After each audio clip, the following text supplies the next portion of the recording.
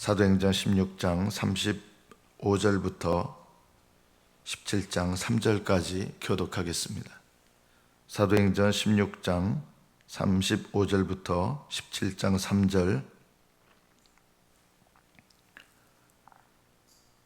16장 35절부터 교독합니다. 날이 새매 상관들이 부하를 보내어 이 사람들을 놓으라 하니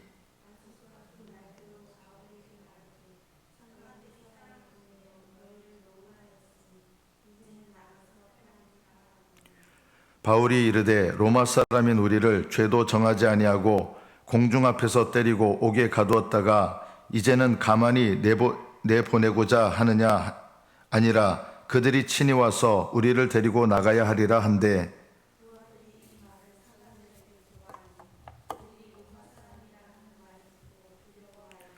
와서 권하여 데리고 나가 그 성에서 떠나기를 청하니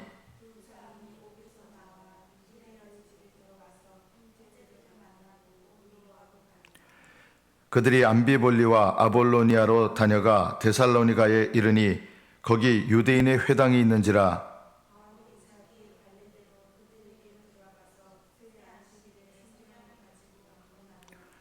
뜻을 풀어 그리스도가 해를 받고 죽은 자 가운데서 다시 살아나야 할 것을 증언하고 이르되 내가 너희에게 전하는 이 예수가 곧 그리스도라 하니. 여기까지 받들어 읽겠습니다.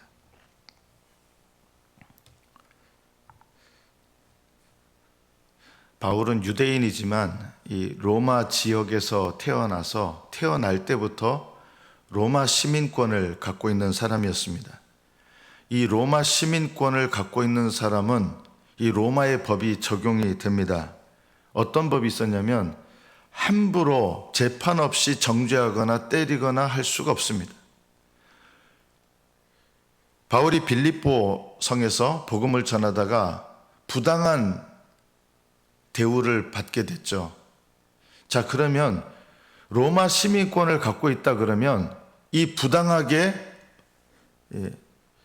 얻어맞고 부당하게 옥에 갇히고 부당하게 여러 가지 대우를 받는 것에 대해서 로마 시민이다 이렇게 나타내면 그런 대우를 받을 이유가 없었습니다. 그런데 전혀 로마 시민권을 갖고 있다고 얘기를 아예 안 합니다. 그래서 부당한 대우를 다 받고 부당한 처벌을 받고 얻어맞고 하나님께서 간수를 구원하게 하신 다음에 이제 상관들이 이 사람을 놓아줘라 이렇게 얘기를 합니다. 그런데 이때 이제 간수가 와서 상관들이 사람을 보내서 너희를 놓으라 이렇게 했으니까 이제 평안히 가도 되겠습니다 하니까 바울이 로마 사람인 우리를 죄도 정하지 아니하고, 요즘으로 말하면 이거죠. 죄를 정한다는 것은 정당한 재판을 거쳐서 죄를 해야 되는데 로마법에 의하면 바울은 죄가 없는 거예요. 왜냐하면 로마법은 각 사람들의 종교를 인정해 주면서 이 당시에 그래서 자기 종교를 갖고 자기 종교에 대해서 이야기하는 것이 불법한 일이 아니었거든요. 그래서 정당한 재판을 했으면 무죄인데 죄도 정하지 않고 공중 앞에서 때리고 옥에 가두었다가 이제는 가만히 내보내고자 하느냐. 여러분, 로마 시민권을 갖고 있는 사람에게 이렇게 부당한 형벌을 하면 이 부당한 형벌을 한 사람이 로마 황제에 의해서 큰 벌을 받습니다. 이 당시에 이 법이 엄했습니다. 그래서 상관들이 떨기 시작한 거예요. 로마 시민권을 갖고 있는 사람을 우리가 이거 위에다가 고소하면 자기들 이게 위험한 거예요. 직분이 위험한 거예요. 기본적으로 일단 직분에서 잘리고 로마법이 이 당시에 이 정도로 엄청나게 확고하게 돼 있었어요. 로마 시민권을 갖고 있는 사람을 함부로 대하지 못하게 한 거예요. 자, 왜 바울은 처음에는 이것을 전혀 얘기하지 않고 오히려 풀어주려고 그러니까 로마 시민권을 우리가 갖고 있는데 너희들이 이렇게 하냐 해서 상관들이 와가지고 굽신굽신하면서 큰일 났으니까 굽신굽신하면서 나가셔도 되겠습니다. 저희들이 잘못했습니다. 이렇게 해서 가장 높은 사람들이 와서 굽신굽신하면서 사도 바울 일행을 이렇게 안내를 해가지고 내보내게 된 거예요. 왜 바울은 처음부터 로마 시민권이 있다고 얘기를 안 했을까요? 첫째, 그것은 복음과 상관이 없었기 때문입니다. 사도 바울은 로마 시민권을 갖고 있다 그러면 어떻게 돼요? 복음을 전하지도 못하고 아무 일도 안 일어나고 그냥 추방만 당했을 거예요, 아마. 그러면 이 빌립보성에서 복음 전하는 하나님의 명령은 내 몸은 안전하게 지켰을지 몰라도 복음 전하는 사명과 명령은 감당하지 못했을 거예요. 그럼 왜 뒤늦게 로마 시민권이 있다라고 얘기했을까요? 바울 사도가 가만히 생각해보니까 자존심이 상해가지고 이것들 봐라 이런 마음이 아니었던 거예요.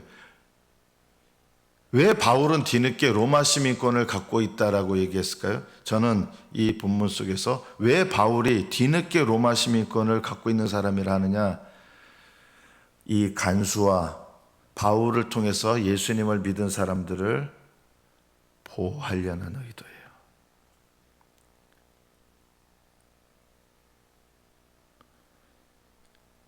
간수가 예수님을 믿게 된다는 게 알려지겠죠. 그런데 그것에 대해서 다른 사람들이 함부로 터치 못하게 한 거예요. 그게 만약 알려지면 어떻게 돼요? 나중에 보면 법적인 문제까지 따지다 보면 로마 시민권을 가진 자를 때리고 핍박했다는 것이 드러나면 그 위 상관들 다 어떻게 돼요? 다 공직에서 물러나게 되는 거예요. 그래서 사도 바울이 자기의 위신을 위해선 뒤늦게 로마 시민권을 나타낸 게 아니라 이 빌립보성에서 예수 그리스도를 영접한 사람들이 불필요한 법적인 분쟁이라든가 불필요한 압박을 받지 않도록, 그래서 이 루디아라는 여자의 집에서 교회가 세워지고 또 이 간수를 통해서 많은 사람들이 예수님을 믿고 빌립보 교회가 세워지게 되는 것입니다. 이 빌립보 교회가 어떻게 세워졌느냐를 보면 알 수 있는데요. 여러분 신약 성경의 빌립보서를 보면 이 빌립보서가 이 빌립보 교회에 보내는 편지예요. 편지 내용을 보면 고린도 교회는 좀 책망하는 편지가 많고, 그죠? 빌립보 교회는 덕을 세워라. 아주 이 빌립보는 굉장히 정말 사랑하고 부드러운 마음, 책망의 말씀이 아니라 영혼들을 세우는 이런 말씀들이 참 많아요. 끝까지 포기하지 말고 표대를 향해서 나아가라. 이런 말씀이 빌립보서에 있거든요. 이 말은 빌립보서를 통해서 빌립보 교회를 보면 이 빌립보 교회는 아름다운 믿음 가운데 세워진 교회였다는 것을 알 수가 있습니다. 그리고 이 빌립보 교회는 여러 가지 어려움이 있음에도 불구하고 믿는 사람들이 함께 믿음 안에서 아름답게 세워졌습니다. 이 로마 시민권에 대해서 우리가 어떻게 적용할 필요가 있겠습니까? 여러분은 대한민국 사람입니다. 어떻게 보면 이게 로마 시민권하고 비슷해요. 바울은 로마 시민권을 그렇게 중요하게 여기지 않았어요. 바울에게 중요한 것은 로마 시민권이 아니라 하늘의 시민권을 더 중요하게 여겼어요. 그래서 나중에 바울이 이런 얘기해요. 우리의 시민권은 하늘에 있다. 로마 시민권이 아니라 이건 세상 시민권이에요. 여러분은 대한민국 국민권이 더 중요합니까? 하늘나라 백성권이 더 중요합니까? 저는 오늘 이 말씀을 통해서 여러분의 시민권, 하늘나라 시민권이 더 중요한지, 저는 대한민국 사람으로서 우리나라도 사랑합니다. 그러나 저는 우리나라를 위한 것보다 하늘나라가 비교도 할 수 없이 중요합니다. 여러분은 어느 나라 시민권이 더 중요합니까? 예수님의 제자 중에 마태와 베드로 말고 또 다른 시몬이라는 사람이 있었습니다. 이 시몬은 열심당원이에요. 요즘 말로 말하면 극좌파입니다. 극좌파. 그리고 마태는 세리입니다. 요즘 표현을 하면 극우파예요. 완전 극우파. 예수님 제자 중에는 극우파와 극좌파가 있는데 이 둘이 원래는요, 만나면 죽이려고 하는 사람들이에요. 이 열심당원은 제일 증오하는 사람들이 누구냐면 세리거든요. 여러분, 윤봉길 의사가 일본 사람들 죽이려고 폭탄 투척하고 이랬잖아요. 이런 것보다 더 심한 게 윤봉길 의사가 일본 사람들에 대한 것보다 더 심한 마인드가 뭐냐면 열심당원이 세리들을 향한 마인드예요. 근데 예수님 제자 중에는 마태와 열심당원이 적어도 최소한 한 명이고 적어도 아마 2명이었을 것 같아요. 가룟 유다도 열심당원이었을 것 같아요. 그런데 어떻게 이 제자들이 오순절 성령을 받고 이 둘은 어떻게 지냈을까요? 싸우면서 지냈을까요? 은혜롭게 지냈습니다. 왜요? 세상 나라 시민권보다 하늘나라 시민권이 더 중요했기 때문에 열심당원, 세리 이게 중요하지 않고 그리스도 안에서 이들이 연합된 거예요. 우리가 이거 배워야 돼요. 성경에 보면 신약 성경의 사도들과 성도들과 교회들은 세상 정부에 대해서 어떤 정치적인 입장을 나타낸 적이 없습니다. 단 언제 나타내느냐? 세상 정부가 하나님의 뜻, 명백한 하나님의 뜻을 거스릴 때는 그것에 대해서 반대하고 저항했습니다. 신앙으로. 그러나 세상 정부에 대해서 하나님께서 세우신 권세임을 인정했습니다. 우리 성도들도 보면요, 아마 이재명 대통령을 좋아하시는 분들이 있을 거고 예전에는 또 반대의 입장을 갖고 있는 분들이 있을 거예요. 자, 여러분들이 세상 나라의 지도자들이 어떤 때는 윤석열 대통령이 됐고 어떤 때는 이재명 대통령이 되고 또 더 옛날로 가보면은 이명박 대통령이 될 때가 있었고 문재인 대통령이 될 때가 있었고 우리나라도 좌파 우파가 있는데 교회 안에도 좌파 우파가 있거든요. 성향들이. 자, 그러면 여러분 이 나라의 대통령이 좌파에 속한 분이 대통령이 되면 우파적인 마음을 가진 사람들은 불편하고 행복하지 못하고 반대로 우파에 속한 사람이 대통령이 되면 좌파의 마인드를 가진 사람은 행복하지 않고 이렇게 되는데 이런 것들을 넘어서야 돼요. 그리스도인들이요. 왜냐하면 세상 정부라는 걸 알아야 돼요. 무슨 말이냐면요. 예수님을 믿는 사람들은 좌파에 속한 사람이 대통령이 되냐 우파에 속한 사람이 대통령이 되냐 이거 자체가 여러분의 인생에 행복을 좌지우지한다 그러면 이거는 뭔가 잘못된 거예요. 왜요? 우리는 하늘나라에 소망을 두고 있는 사람들인데요.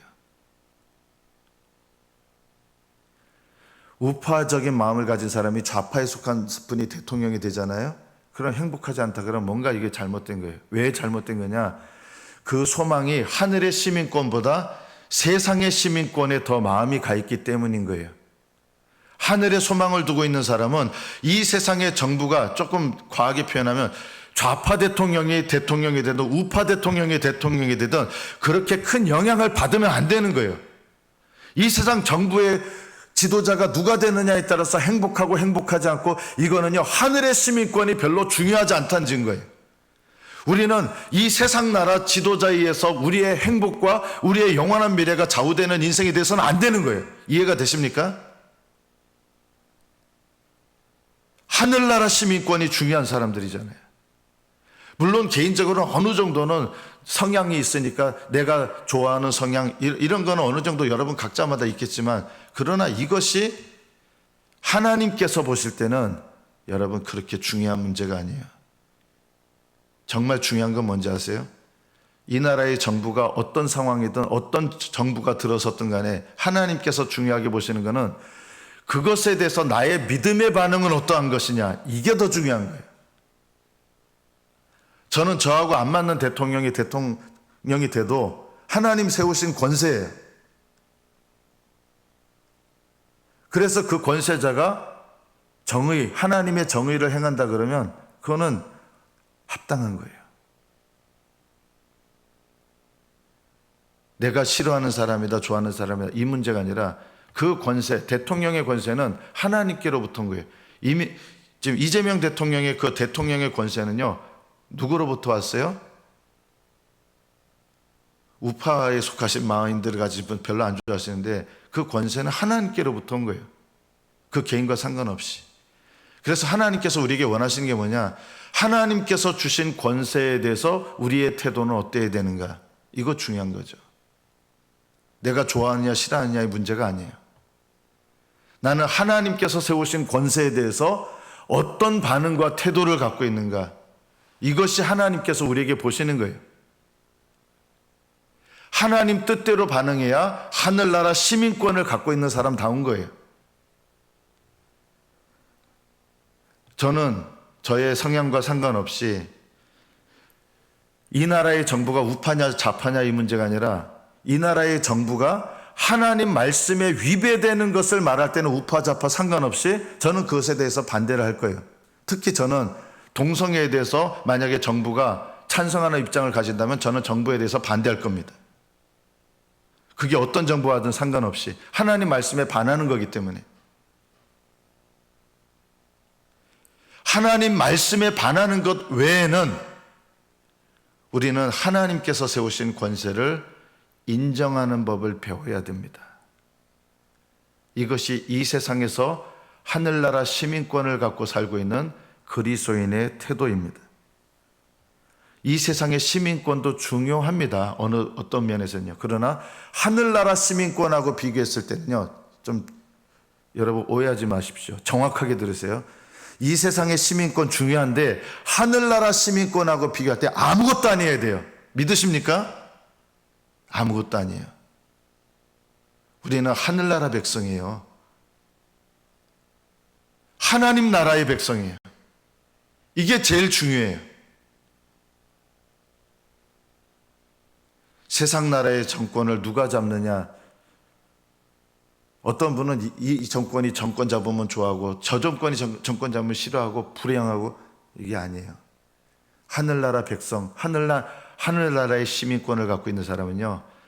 하나님께서 허락하신 권세자들 때로는 이 사람이 잡게 하실 수도 있고 저 사람이 잡게 하실 수 있어요. 우리에게 원하시는 건 뭐냐?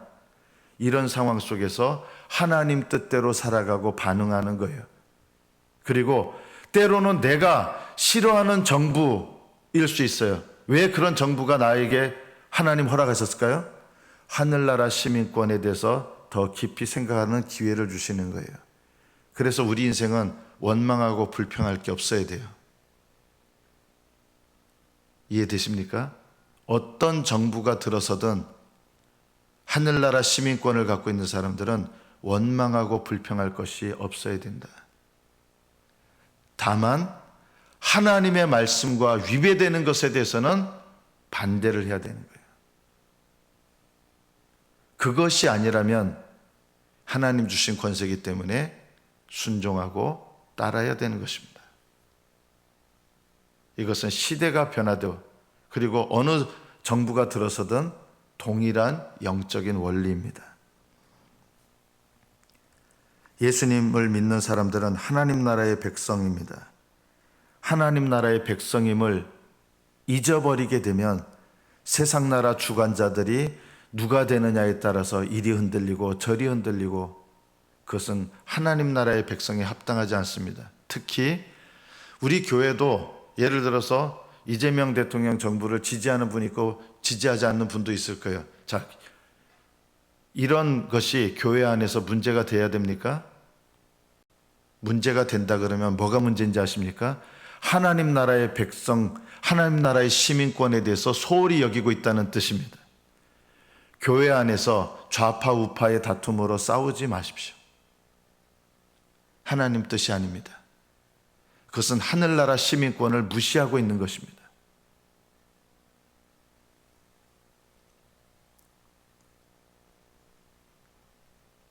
하나님께서 허락하신 정부입니다. 내가 마음에 드냐 안 드냐 상관없이 내 성향과 맞냐 안 맞냐 그거 상관없이 하나님은 나에게 뭘 원하시는 거예요? 이 세상 나라 속에서 나는 하나님께 어떻게 순종하는가? 이 세상 나라에서 하나님의 뜻을 따라 내가 어떻게 순종하고 하나님을 기쁘시게 하느냐 이 문제예요. 정부에 대해서 여러분하고 맞든 안 맞든 과도하게 좋아하고 과도하게 싫어하고 그게 중요하잖아요. 하나님 나라의 백성은 하나님 나라의 백성으로 하나님 나라가 이 땅에 임하기를 기도하고 그것을 위해서 소망하고 열심을 내야 됩니다. 사도 바울은 로마 시민권을 갖고 있었지만 그것에 자기 목숨을 걸거나 그것에 자기의 인생을 걸거나 전혀 그렇지 않았어요. 로마 시민권 원래 태어날 때부터 갖고 있는 권리였지만 그 권리를 쓰려고 하는 마음이 없어요. 사도 바울은요. 복음을 위해서는 쓰지만 자기를 위해서는 쓰려고 하는 마음이 조금도 없는 거예요. 사도 바울에게는 로마 시민권이 뭐와 같은지 아십니까? 놀랍게도 나에게 그런 권리는 하나님 위의 영광과 상관없다면 나에게는 그는 배설물과 같은 거라고 했어요. 사람들은 로마 시민권을 얻으려고 얼마나 애를 쓰는지 모릅니다. 그러나 바울 사도는 하나님 나라와 하나님 나라의 백성의 영광을 위해서 필요한 대로 쓸 수는 있지만 나를 위해서는 그거는 배설물과 같다. 로마 시민권 나를 위해서는 배설물과 같다. 여러분 하늘나라 가면 대한민국 사람, 중국 사람, 미국 사람 있겠어요? 남자, 여자 있겠어요? 이런 다툼과 이런 것들 아무 의미가 없습니다. 베트남 사람, 캄보디아 사람, 하늘나라 가면 이런 게 의미가 있어요? 다 의미가 없어져요. 하늘나라 가도 한국 사람입니까? 그럴 리가 없어요. 한국 사람이라는 것은요, 이 땅에 살고 있는 동안 잠시 동안 우리가 갖고 있는 이 세상 나라에 속해 있는 일부분이에요. 이거는 영원하지 않아요. 내가 남자이고 여자인 거 이것도 영원하지 않아요. 영원한 것은 하늘나라 시민권입니다. 하나님께서 우리에게 잊지 말게 하시는 것은 사도 바울은 이 로마 시민권 다른 사람들이 얼마나 중요하게 여기지 몰라요. 그러나 바울 사도에게는 자기를 위해서는 아무 쓸데없는 거예요. 그래서 자기를 위해서는 이 로마 시민권을 가지고 방어하려고 하는 생각도 하나도 없는 거예요. 바울 사도는 로마 시민권으로 자기를 보호하는 게 중요한 게 아니라 복음을 위해서 자기를 희생하고 복음을 위해서 자기를 드리는 게 제일 중요한 문제였어요. 세상 정권 바뀔 수 있습니다. 좌파로 갔다 우파로 갔다 하나님께서 허락하시는 거예요. 그것에 흔들리지 마시고 이 세상 하나님께서 허락하신 정권이 어떤 정권이든 우리는 하늘나라 백성인 것을 기억하면서 때로는 하나님께서 허락하신 정부에 당연히 순종해야 될 것은 순종하고 드려야 될 것은 드리고 세금 내야 될 것 세금 내고 이것이 성경의 원리인 거예요. 우리를 핍박하냐 안 하냐 이것 때문에 세금 내고 싶고 안 내고 이 문제가 아니라 그래서 사도 바울이 세금 낼 것을 내라. 순종해야 될 것은 순종해라. 이것이 하나님의 뜻인 것입니다. 말씀을 맺습니다. 우리는 나라를 위해서 기도해야 됩니다. 그런데 나라를 위해서 기도한다는 게 내가 원하는 방식대로 기도한다는 뜻이 아니라 하나님 나라의 역사에 비추어서 우리나라가 그 하나님 나라의 역사의 방향과 같은 방향으로 가는 나라가 되도록 그렇게 나라를 위해서 기도해야 되는 것입니다. 그래서 우리나라가 복음을 위하여 쓰임받는 나라 되도록 이 복음을 위해서 쓰임받으려면 여러분 부강해야 되잖아요. 잘 먹고 잘 살려고 우리나라가 부강하는 게 아니라 복음을 전파하려면 우리나라가 부강해지니까 선교사들 얼마나 또 많이 보냈습니까? 이게 필요한 것이죠. 하나님 나라의 관점에서 우리나라를 위하여 기도하는 것. 어느 정부가 들어서서 우리가 돈을 얼마나 많이 벌고 우리가 혜택이 얼마나 많아지고 의료보험 혜택이 얼마나 많아지고 우리가 물질적으로 얼마나 풍요해지고 달러가 얼마나 올라가고 이것이 우리의 주 관심이 되어야 됩니까? 아닙니다. 우리의 주 관심은 이 땅에 사는 동안 하나님 나라의 백성으로 살아서 복음을 확장하고 세상 나라의 본이 되도록 세상 정부 지도자들에게 순종해야 될 것을 순종하고 그러면서도 하나님 뜻을 따르고 무조건 이 세상 정부를 무시하는 게 아니라요. 하나님께서 이게 하나님 뜻이다 그러면 순종하고 따라야 되는 거예요. 그러나 기억하십시오. 우리는 하나님 나라의 백성입니다.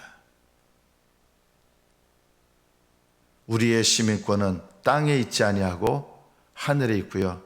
우리의 시민권, 이제는 대한민국 국민으로서의 시민권이죠.